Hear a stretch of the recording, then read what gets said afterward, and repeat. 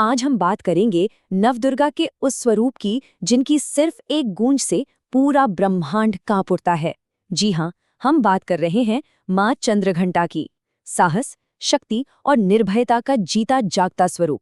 चलिए उनकी इस दिव्य शक्ति के पीछे छिपे रहस्य को समझते हैं। शास्त्रों में माँ चंद्रघंटा के बारे में बताने की शुरुआत इसी शक्तिशाली श्लोक से होती है। इसका मतलब क्या है?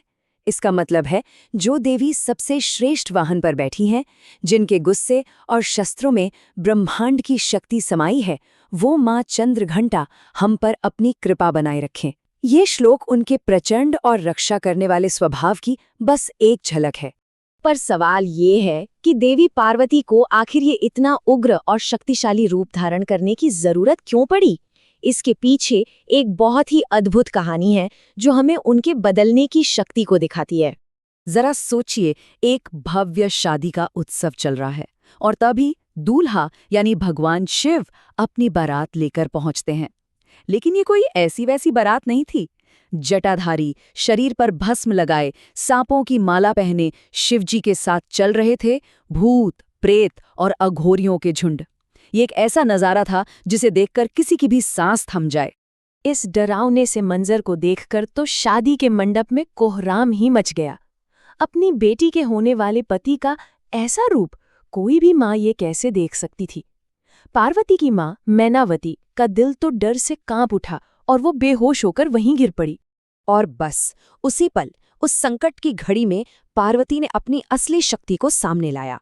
अपने परिवार को बचाने के लिए और धर्म को बनाए रखने के लिए उन्होंने खुद को बदल लिया। वो शांत और कोमल पार्वती अब 10 भुजाओं वाली हथियारों से सजी देवी चंद्रघंटा बन चुकी थी।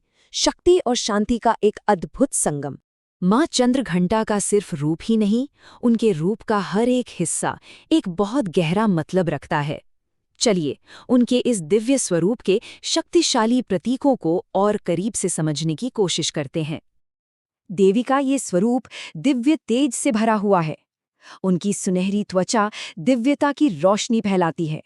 उनके 10 हाथों में जो विनाशकारी हथियार हैं, वो दुष्टों के अंत का ऐलान करते हैं। उनकी तीसरी आंख से कुछ भी नहीं छिप सकता और शेर पर उनकी सवारी ये दिखाती है कि धर्म और हिम्मत पर उनका पूरा नियंत्रण है। उनके नाम में ही उनकी शक्ति का पूरा सार छिपा है।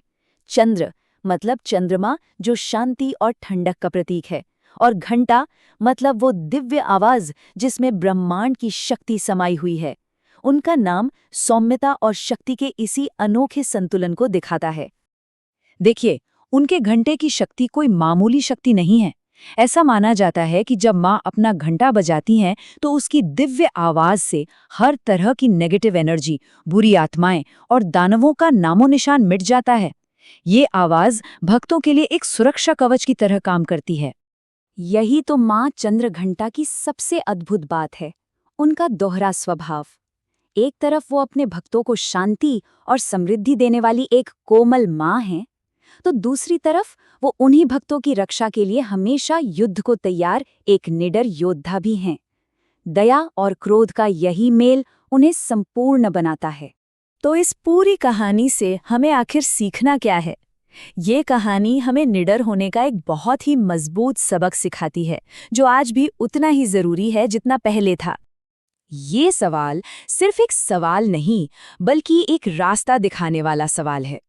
माँ की कहानी केवल एक कथा नहीं है, ये तो जीवन जीने की कला सिखाती है। उनकी कहानी हमें हिम्मत का रास्ता दिखाती है। पहला कदम, अपने डर को स्वीकार करें, ठीक वैसे ही जिसे पार्वती के परिवार ने किया। दूसरा कदम, अपनी अंदर की शक्ति को जगाएं, ये विश्वास करें कि वो शक्ति हमारे भीतर भी है।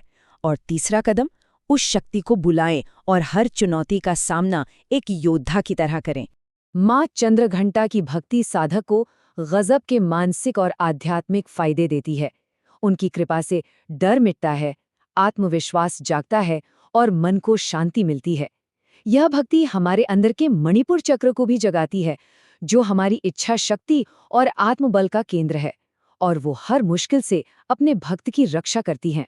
तो चलिए इस सार्वभौमिक प्रार्थना के साथ इस चर्चा को समाप्त करते हैं।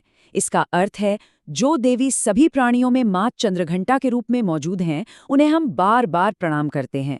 ये प्रार्थना एक याद दिलाने वाली बात है कि वो दिव्य शक्ति, वो निडरता हम सबके अंदर है। अब समय है अपने अंदर के उस योद्धा को जगाने का।